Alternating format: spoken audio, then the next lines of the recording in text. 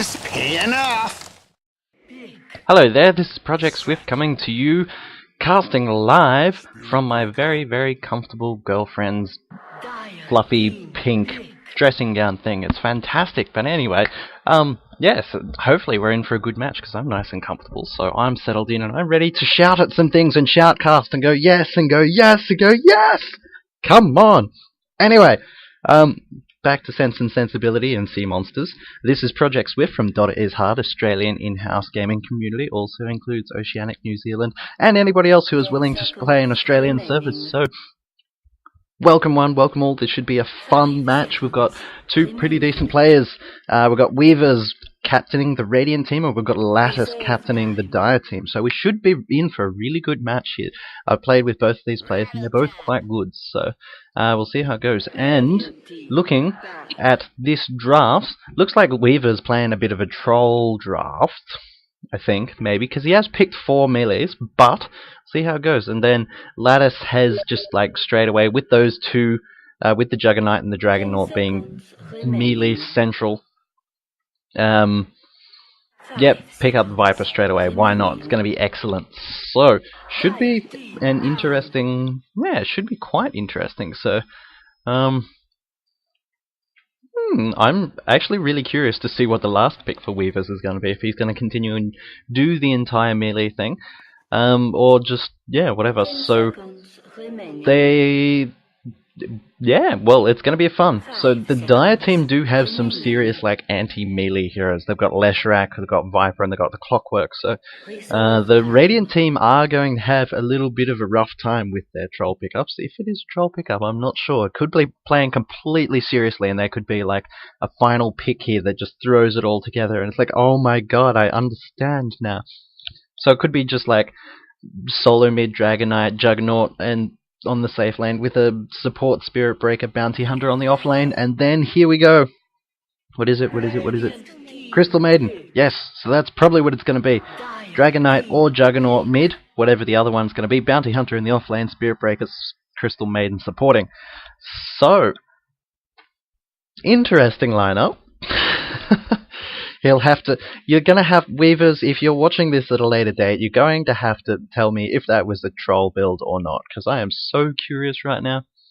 Anyway, on the Dire team, we've got the carry of Luna, so that's the final pick up there. So we've probably got Nyx Assassin, Leshrac, Luna in the tri-lane, Viper solo mid, and Clockwork Goblin on the off lane. So that's what it looks like at the moment. I think Clockwork Goblin on the off lane is going to have a great time, because with the, with the dual melee, probably the dual melee lane with the Crystal Maiden support, they're not going to be getting through that cogs anytime soon.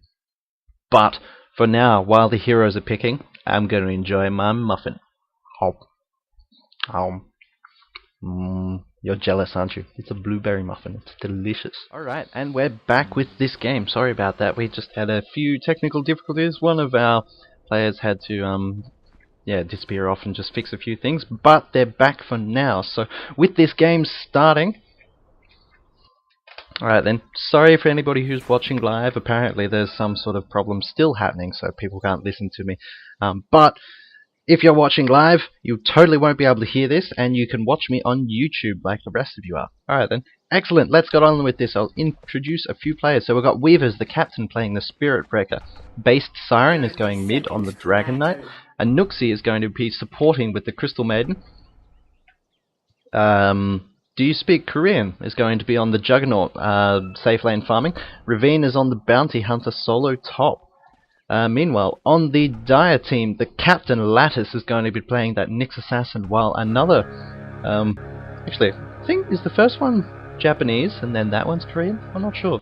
But yes, this person is going to be playing the Viper. Soapy Cub is on the Leshrac, with Kalon playing the carry on the Luna. Just picked up a double damage rune, that will help a lot. And Artigus is going to be playing that Clockwork Goblin. So, let's get this match on the road. So, if you caught the start of this, you will have seen that the Radiant team have picked a 4 melee lineup. And yeah, I sort of came in halfway through the draft and saw the Juggernaut and the Dragon Knight. It's like, oh yeah, that's a decent push lineup. And then they just kept picking melee heroes, and then they picked the Crystal Maiden to round it all off, of course. So, I am super keen to see how this lineup goes, and I think it's semi-serious, so Yeah. We've got a tri-lane versus tri-lane, so we've got to try, well, at least a dual stun. We've got the Leshrac and the Nyx Assassin in the top lanes, so with the Impale into, for those who are watching live, no, it's not live streamed at the moment, it's just through, just recording onto my YouTube thing. But the Spectre is casting live at twitch.tv/specdota, so you can go and watch that there. And he will be casting games live. He's got a high quality game lined up for later this evening, so that's going to be a lot of fun. You may, if you're watching this on YouTube, you may have to go and check it out over at www.youtube.com/specdota, I think it is. But yes, you can search him and you'll find him. And anyway, things are happening on the bottom lane. The Clockwork Goblin is being wailed on by the Spirit Breaker, and the Crystal Maiden's coming in. That Frost Nova thing Frostbite does a lot of damage at level 1, but Clockwork just had his power cogs come off cooldown and he's able to get away quite safely. I don't think he needed to use them, but he just used it to sort of limit the amount of damage that he was taking at that moment. Look through the last hits and denies, and at the moment the Juggernaut is way ahead of the Luna, so both having fairly unobstructed free farm, but the Luna's only got 7 last hits as opposed to the Juggernaut's 14, so that's a bit of a dire situation. Ha ha ha, pun totally intended. But yes, we'll wander around this. I feel that this lane definitely has some much better killing potential, as long as they got this Sentry Ward here. They do have the Sentry Ward. Bounty Hunter wandered, just missed that stun. So they do have Sentry Wards up and around on this lane. So Bounty Hunter is level 3 currently, and he's getting a fair bit of experience for going up against that tri-lane, even with all the Sentry Wards sitting around. So meanwhile, Clockwork is still only level 1, so these supports here, the Spirit Breaker and the Crystal Maiden, are doing a fantastic job of zoning out that Clockwork Goblin. This wave is sort of starting to threaten to push into the tower here, so Anuxia on the Crystal Maiden has done a fantastic job of pulling that lane in so that it doesn't pull, so that it doesn't push the tower. Meanwhile, Clockwork Goblin's going head to head up against this Spirit Breaker. It's quite dangerous for the Clockwork before he gets his battery assault. He's only 1 creep, or 1/4 of a creep, or 1/10 of a creep off that battery assault. But at the moment, going head to head with the Spirit Breaker with that Greater Bash is quite nasty. So he's taken a lot of bashes and a lot of extra damage, and Spirit Breaker is doing an excellent job of zoning him out. Just wants that little bit of extra experience from that creep, but he's just not going to be able to get it.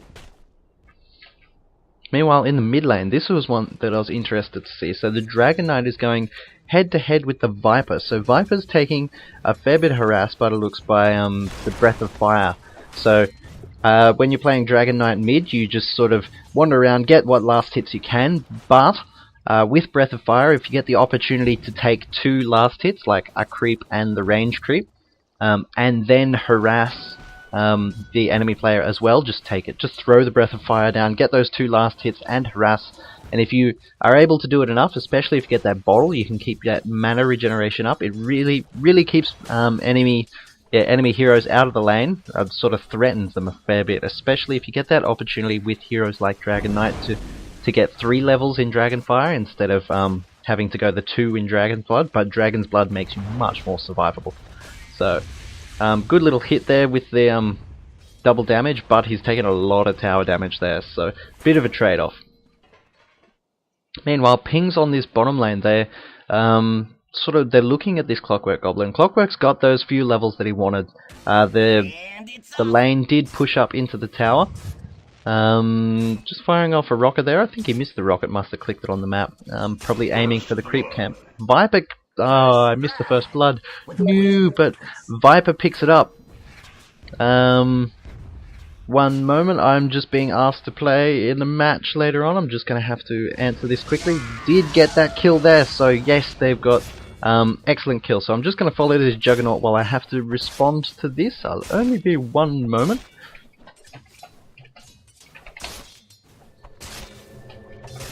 Alright then, I'm back to totally responded. So they've got a kill on the Clockwork there, so it's 1-for-1 with Viper getting the first blood. There's a charge coming in on the Viper, and he's just picked up his bottle, so that's going to keep him nice and healthy. But it comes in. Oh, they chained the stuns. That was unfortunate. Spirit Breaker.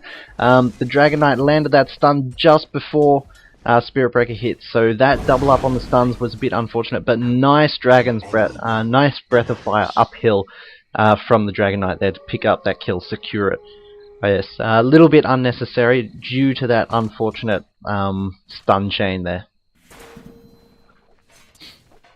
Juggernaut's playing interesting. He does have his ultimate there, so he could, yep, throws it out, doesn't have that mana to continue on, and he does have the power cogs. Could have tried to trap him in, and would have got really close to killing that Juggernaut off. So Juggernaut was playing quite aggressive, and sort of took a little bit too much damage, but also the Clockwork was playing way too aggressive being in an off lane. So they both sort of traded, took what damage they could, but they have healed up, so looks like they were both prepared to make that trade in order to try and get a kill on one another.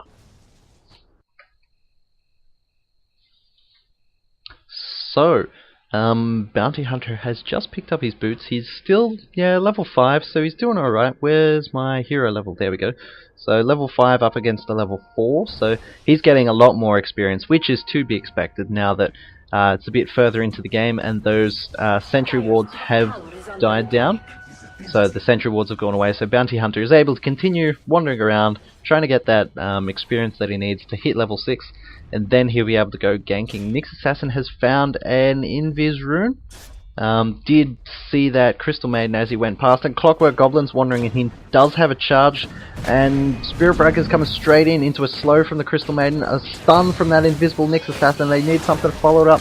One more hit, yes, he does get it, but Nyx Assassin went to throw that hit in, but cancelled it. Does have boots though, so he's so much faster than this Crystal Maiden. Crystal Maiden could have had the opportunity to block him, does throw out that Frostbite. Excellent double kill for the Radiant team there. That was so well played. Crystal Maiden cutting it so fine, but that living life on the edge of a nice blade that support was playing on. That was excellent. Great play. Being able to limit those two serious initiating heroes, the Nyx Assassin as well as the Clockwork Goblin. They're the two big initiators for the Dire team, and sort of getting those kills on them are a lot more critical than you might think, even though they're just an offlaner and it's just like a support. So excellent kills there. Viper's wandering in. He's got a double damage rune and he's looking for blood, wandering into the Radiant jungle, and he's going to just wander past the Spirit Breaker, but he's got his eyes on this Juggernaut. Pings are happening all over the place. They know that he's there. The Spirit Breaker's right behind him. Ultimate is thrown on the Spirit Breaker, uses charge and uses that spin. They're doing heaps of damage here. They're going to probably take down the Viper, but Viper does get the kill on the support there. And Clockwork Goblin's still going hell for leather, wants this kill on the Spirit Breaker. Just pushes back that Juggernaut. There's the ultimate. Spirit Breaker just ticked over to level 6 and got that ultimate off on the Clockwork Goblin. Excellent plays there by the Radiant team again. Good effort by the Viper, maybe a little bit too aggressive. Going up against two fairly tanky heroes such as the Juggernaut, especially when they have that healing ward as well as the Spirit Breaker. Just went a little bit too deep and aggressive, I feel. But good efforts. That is definitely what Viper is supposed to do in a game. He sort of gets those early levels and then tries to assert that dominance with that early game damage that you can do with Nether Toxin there. It's slowing people down so they can't get away. Especially effective against heroes, squishy-ish heroes such as the Juggernaut and the Crystal Maiden. So if Viper is able to find those heroes, he will have a great time. He's just got to find them alone. Meanwhile, this Luna on the top lane's doing alright compared to the Juggernaut's farm. So, Juggernaut, where's my net worth there? So, Juggernaut's, yeah, like 1,000 over the top with those kills and those extra last hits.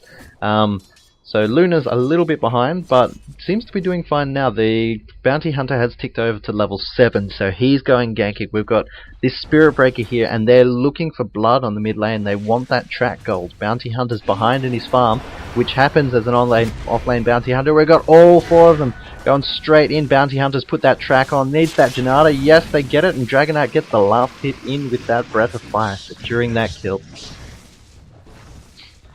That's an important kill there. We've got this Clockwork Goblin on level 6. He does have his hookshot, and he's looking to try and catch someone out. So both teams are playing quite aggressively at the moment, and this is fantastic. Makes for some interesting plays, and it looks like they might be trying to catch this Dragonite. And I think they will. Dragonite is wandering towards the lane. Night time, so they'll just see each other. I think Dragonite will just see this Clockwork Goblin. But turns around and goes away. We got the rocket coming in. I think that just missed catching sight. No, it didn't. He knows that he's there. Does have the cogs, and we have... Oh, the Nyx Assassin has turned around, so he won't be there for this fight. Clockwork Goblin is going head-to-head with the Dragonite. They're damaging each other. I think the Dragonite's going to out-damage this, but the Nyx Assassin has just come in. Can't get those kills on the courier. Went to mana burn, but the Dragonite had no mana to burn, and Clockwork Goblin limps away on like one health, taken down to 1 health by that Dragonite's poison, and Dragonite limps away as well. Meanwhile, Juggernaut pushed that tower. Significant kill there, has his point booster, has an Ogre Club, and he's only 400 gold away from an Aghanim's. Wants to get that level 11, and then he can start catching out those heroes who are on their own. Meanwhile, in this mid lane here, so we've got Crystal Maiden, Spirit Breaker, so we've got the 4 gankers, and yeah, the Dragonite, so I guess he's 5th ganker. He was played mid, wants to get those early levels up, get those levels in his... Dragon form, hopefully get to level 11 as soon as possible. That's been hampered a little bit. But then, going straight in. One more hit. Didn't put that hit in and did get that Blade Fury off to cancel out that Nyx Assassin spiked Carapace. There was a Clockwork Ultimate, a hookshot coming out from Artigas, but just missed it. I think that connected with the Leshrac. Leshrac wandered in front, so...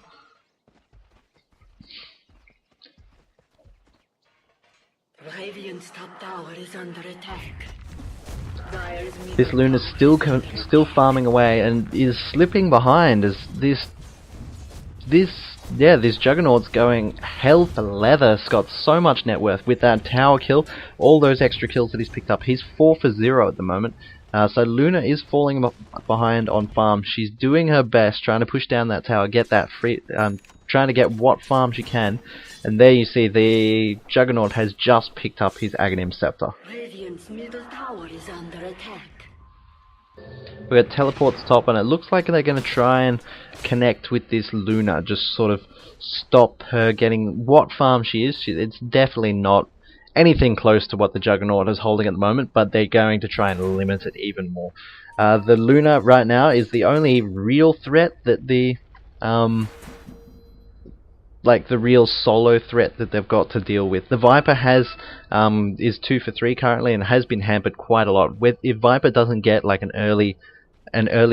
good early game, he's slowed down quite a bit. So that has effectively happened on the Viper. They just need to do it on the Luna. Somebody is charged. Here we go. Spirit Breaker's charging. And here we go, ever so slowly in. He's going to connect with the double damage Viper. Pushes the Leshrac out of the way as well. Gets the stun, and Luna is teleported in for the ultimate. Gets the kill on the Juggernaut. Wow! That's a good kill for the for the Dire team. Clockwork doesn't have the mana to follow anything up, unfortunately. Does have his ultimate and all his spells. Just didn't quite have enough mana, but does have a haste rune. Will he be able to connect those cogs with some? The Bounty Hunter has gone invisible and run away right now. Oh, so much damage going on the Clockwork, getting pushed out of the way. Heaps happening, and the Luna gets taken down as well. The Bounty Hunter has re-engaged. We've got Leshrac doing a fair bit of damage, but the Dragon Tail gets killed there. So 25 damage pulls off that last hit. So that's how little life that Leshrac was getting away on, and the Nyx Assassin goes down. That is an official team wipe for the Radiant team, with a double kill going to the Crystal Maiden. So I think that was a good kill for the good kill on the Dire team, good kill for the Dire team on the Juggernaut there. But I feel that chasing into the Radiant's territory was a bit risky because they are a fair bit behind right now. So sort of at the moment taking what kills you can, like taking what you get and then bugging out and trying to find farm somewhere else, I think is their plan. They do have some ganking heroes. They have the Nyx Assassin, the Viper, the Leshrac, and the Clockwork Goblin. So having those 4 heroes, they will be looking for some hero kills, and they're gonna have to keep really good ward control, really good map control, in order to sort of execute what their team has going for them at the moment. But they've got to deal with this Anuxi support. The wards are going up everywhere. This Crystal Maiden is playing an excellent support, keeping those aggressive wards up. They have the advantage there, and they're pushing it. So keeping those aggressive wards up and trying to catch those heroes out. So now that the Juggernaut has a really fast Aghanim Scepter, it was before 15 minutes. Any heroes that are on their own that are like coming towards the Juggernaut or might be caught out, Juggernaut can just take him out with that Omni Slash. This Dragon Knight in a really dangerous spot, is in the middle of 4 heroes at the moment and is going to be taken down. Last hit going to the Nyx Assassin there. Viper picks up that regen rune after all that. So that's what I was talking about. They need to find those heroes that are on their own and then capitalize on it. So that was the Dire team didn't even have any wards up there, so that was unlucky for the Dire team. Was unlucky for the Dragon Knight. And there we go. Juggernaut has just dived straight in under the tower. Probably used that Omni Slash to get that kill on the Luna. So Luna's Lucent Beam, Luna's Eclipse up against the Juggernaut's ultimate. Juggernaut wins. Oh, we've got a courier coming in. Juggernaut's going to go for a 1 hit, and it's going to need 3 hits on that courier, but courier goes straight over the top of the trees, turns around and tries to get this Nyx Assassin as he's running away. The mini stuns from the Clockwork Goblin are getting it, and they do manage to get the kill on the Nyx Assassin, and straight away the Spirit Breaker turns around and is able to get the kill on the Clockwork Goblin there. The Spirit Breaker's Charge of Darkness just shifted targets right at the last second and got that stun, got that hit on the Clockwork Goblin, which was really crucial to getting that kill. Luna comes in with an ultimate, does get a kill on the Crystal Maiden there. Wrong place at the wrong time, as Bounty Hunter did go invisible and Spirit Breaker wandered around behind the trees, but they want to get this. Juggernaut's running in with the haste rune, did pop his Blade Fury, so he is going to waste that rune, but does get the kill out of it. And Spirit Breaker nabs a double kill. Clockwork Goblin coming straight in. Clockwork hookshot straight into the teleporting Spirit Breaker.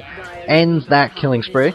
Or ends that double kill. Ends that unstoppable spree. That's what it was. They don't have a sentry ward for this Bounty Hunter at the moment, but he does have the mana to go invis. It's currently underneath the tower. It's 1 hit.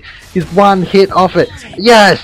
There we go! Clockwork Goblin gets that rocket in, takes that kill, kills off that Bounty Hunter. And right now, Juggernaut's in the middle of 3 heroes. He does have his ultimate back, goes straight onto the Clockwork. Clockwork gets absolutely shredded, and the 2 supports back off. They don't want to carry any more of that Omni Slash than they have to. They will just get shredded to bits. They will be diced up and put into a bug and a ghost salad if you're looking at a Nyx Assassin and a Leshrac. Yeah, bug and ghost salad, why not? You gonna call? Dire's bottom tower is under attack.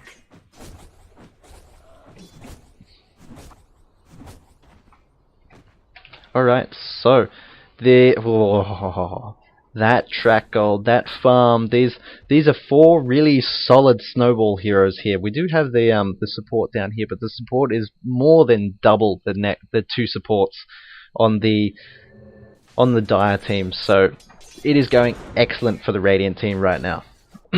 And those are definitely 4 heroes that you don't want to be able to snowball. The Dragon Knight, the Spirit Breaker, Juggernaut, and the Bounty Hunter. All heroes that if you have the opportunity to deny them farm, you deny them farm, because they can snowball quite effectively. Hookshot straight into the Dragon Knight, and Clockwork doesn't care, going straight in the middle of 4 heroes.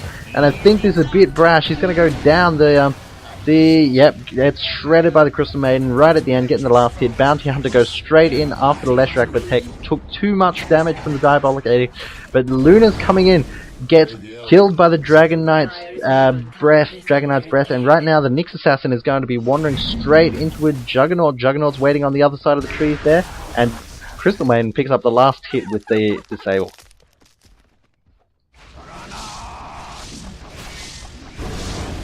Now with 4 heroes down, this team will be quite happy to push. So we do have the Yep, the healing ward goes down and Dragon Knight's ultimate gets popped, and this tower is not going to be standing for very long. We've got 4 very healthy heroes wailing on it. Dragon doing all the extra damage in the world. And there we go, that tower just gets absolutely shredded. With this healing ward, it's not going to be up for long enough. They could possibly try and sort of siege, harass this, but it would be a little bit dangerous, so it looks like they're just going to back off into the jungle and maybe just look to re-engage. So we've got this Juggernaut here baiting, maybe trying to bait out Clockwork Goblin Hook or Nyx Assassin Ultimate, and we've got the 4 just waiting off the side. They need to smoke. What would be excellent if they smoked and they just stood here. Clockwork Goblin's going in, the Spirit Breaker's charging straight into an ultimate from the Juggernaut, and right now the Juggernaut and the Spirit Breaker are going to cop a lot of damage. Crystal Maiden sneaks away on 30 life. The Juggernaut gets a kill on the Nyx Assassin, and Viper picks up the kill on the Spirit Breaker as he was sneaking away. So did a fair bit of damage there, but Spirit Breaker buys straight back. Doesn't have his charge of darkness, so he's going to have to teleport. Who teleports as a Spirit Breaker? But yes, that's 3 heroes down for the price of 1. So they're going to push in, do some tower damage here. They don't have the Dragon Knight's ultimate form, and fortification is used, but they're going to continue hammering. They've still got a fair bit of time. That Viper is one of the main ones that they want to watch out for, and he's still dead at the moment. So they still have the Nyx Assassin, whose ultimate is on cooldown, as well as the Clockwork's hookshot, which is still on cooldown. So their 2 main initiators are currently taken out. So this Juggernaut's doing some face first farming, and he might suffer for it. The Clockwork Goblin just misses out on those cogs, manages to stop the Spirit Breaker's charge though. Luna's on very, very little life with Track. They do get the kill on the Clockwork Goblin, and they're breaking off. The Radiant team are breaking off, so they've done a very effective siege on the Dire team right now. You can see the score there, 28 to 1. There's the kills, deaths, and assists, so it's looking fairly dicey for the Dire team, and they're going straight in. The Spirit Breaker's going straight in on top of the Viper. Caution pings, that is definitely a tactical pause. As soon as it paused, just pings everywhere. Everywhere. Be cautious, this one, things are happening. And of course, it's the cat. Anytime there's ever a pause, it has to be the cat. Oh no, my cat's on fire. I left my cat in the oven. Well, this is definitely an air conditioner moment.